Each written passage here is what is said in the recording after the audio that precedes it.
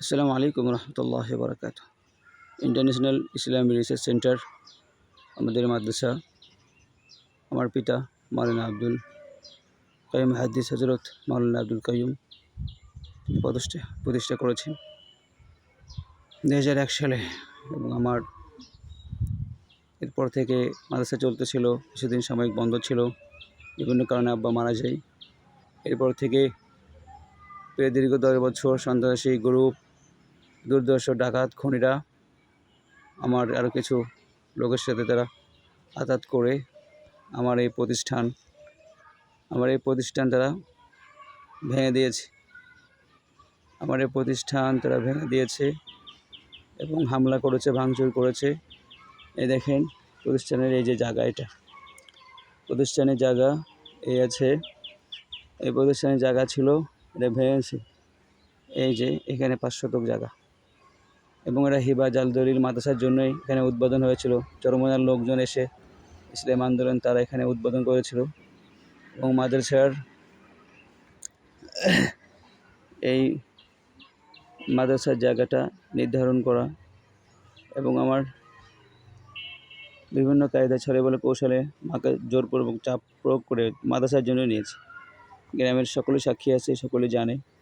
এরপরও বিভিন্ন সন্ত্রাসী গ্রুপ, দুর্ধর্ষ ডাকাত তারা শক্তি প্রয়োগ করে আওয়ামী ফ্যাসিস্ট সরকারের বিভিন্ন সন্ত্রাসী গ্রুপ তারা মিলে আমার এইটা, এই যে দেখেন এখানে প্রতিষ্ঠান ছিল, শুরু করছিলাম, ঘর ছিল, এই ছিল, এগুলো ভেঙেছে। আরও এখানে এর পাশে গ্রামে এবং বিভিন্ন জায়গায় এই 10 বছর ধরে তারা আমার নামে বিভিন্ন ক্লিন মিশন চালিয়েছে। আমার উপরে হামলা করেছে, মামলা করেছে, আমার গায়ে কাটার দাগও আছে এবং কয়েকজন আছে।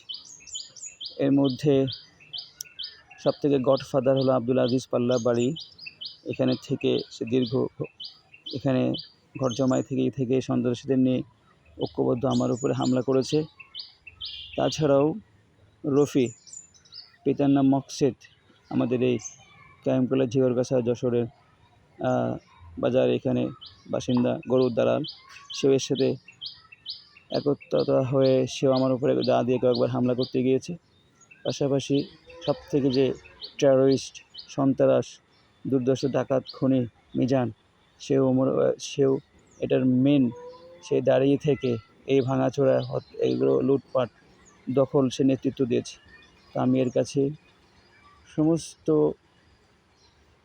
প্রশাসনকে নজরে আনতে চাই, বিচার চাই, থানা সহ এইসব বিভিন্ন জায়গায় আমি এটা এবং অলরেডি থানাতে জিডি হয়েছে এবং জজ কোর্ট সব বিভিন্ন সংবাদপত্র এটার পৌঁছা দেওয়া হয়েছে। তারা অচিরে এটা কাজ করতেছে এবং এটা অচিরেই এটা ইনশাল্লাহ ফেসবুক বলেন, ইউটিউব বলেন, সব জায়গায় এটার ছেড়ে দেওয়া হবে। এভাবে আপনারা এই জন্য এটার যা করণীয় আইনগতভাবে হিউম্যান রাইটস অধিকার সংস্থা, যে মানবিক অধিকার সংস্থা সহ সকলের কাছে আমার এটা অনুরোধ থাকবে, আপনারা এটা ভাইরাল করে দিন, যাতে করে এই সন্ত্রাসী গ্রুপ থেকে আমার এলাকা, আমার থানা ঝিগরগাছা যশোর এলাকায় ক্যাম্পগুলো বাজার সহ পুরো দেশ সন্ত্রাস মুক্ত, মাদক মুক্ত এর থেকে রেহাই পাই। আপনারা সকলে এটার দিকে খেয়াল রাখবেন। আমি ইনশাআল্লাহ এ নিয়ে আরও সামনে ভিডিও বানাবো, কথা বলব।